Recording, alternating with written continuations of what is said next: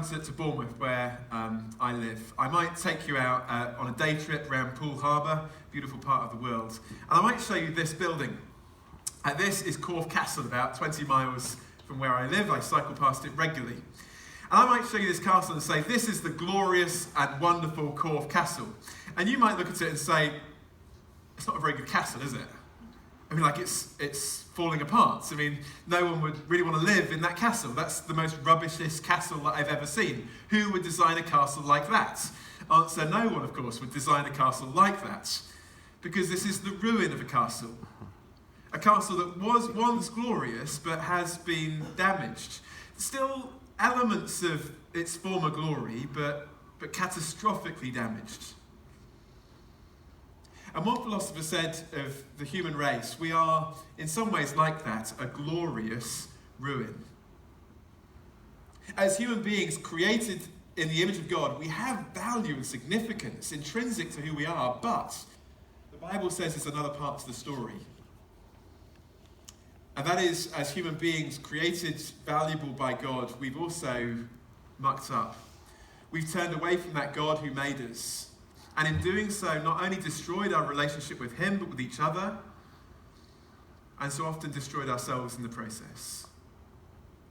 And so we see that humanity is capable of great acts of kindness, great acts of creativity, great acts of love, and yet humanity is also capable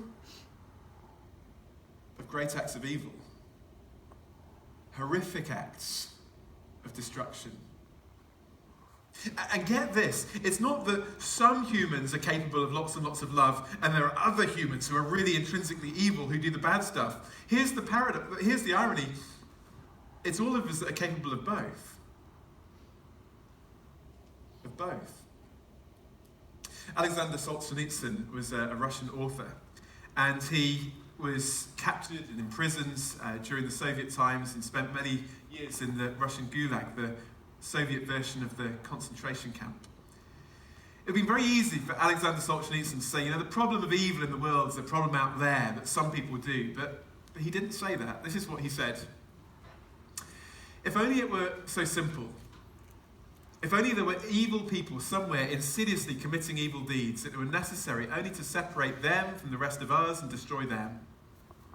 But the line dividing good and evil cuts through the heart of every human being.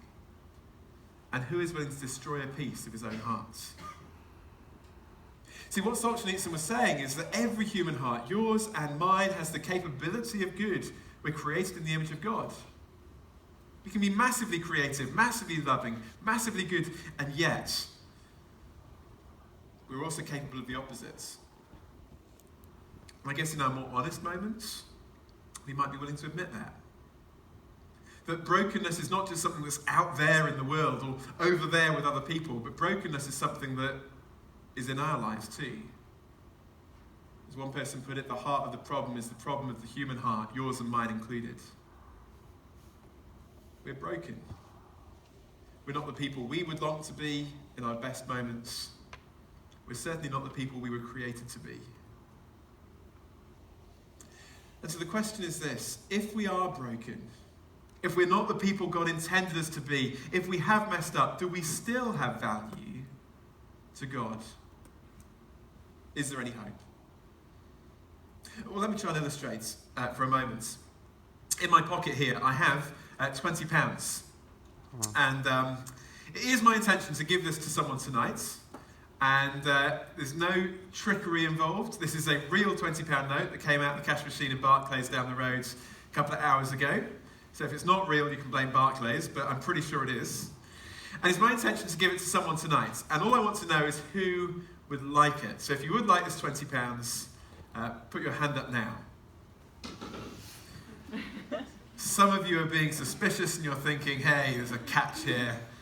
I promise you there's no catch. It's a real £20 note. I will give it to someone. You will have to do nothing for it. You won't have to sing, play guitar, anything. You won't even have to come up on the stage. I will literally come to you and give it to you in a second. So who would like it?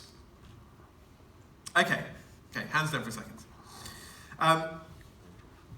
Before I do that, the fact about a £20 note is this: it's made of paper, right? I know £10 notes and £5 notes are made of plastic these days, but £20 notes still good old-fashioned paper.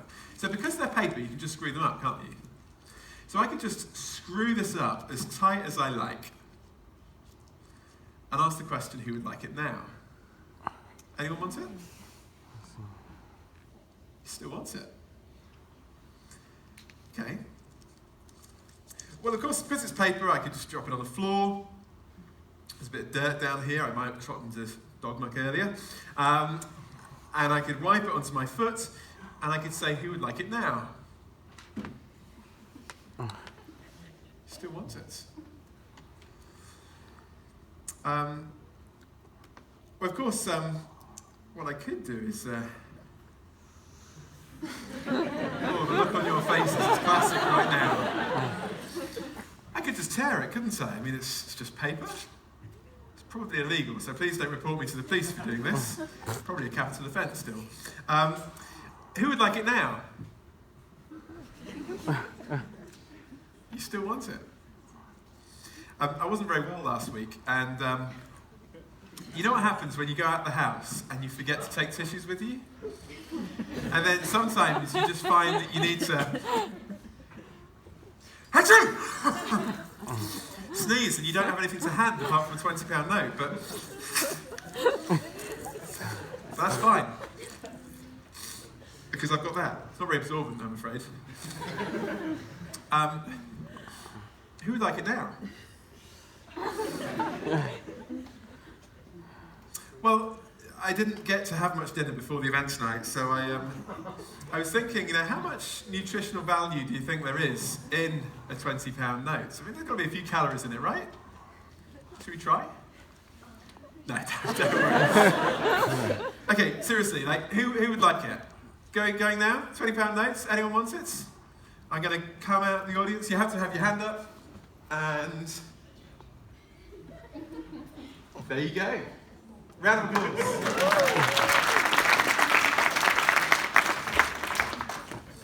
You may want to wash your hands later. But, serious question, why did some of you still want that £20 note? I mean, it was dirty, it was torn, it was screwed up, it was messy. But of course, it's still £20, right? It's still valuable. Still has worth. And the Bible says that although we are small, we are significant. We're valuable.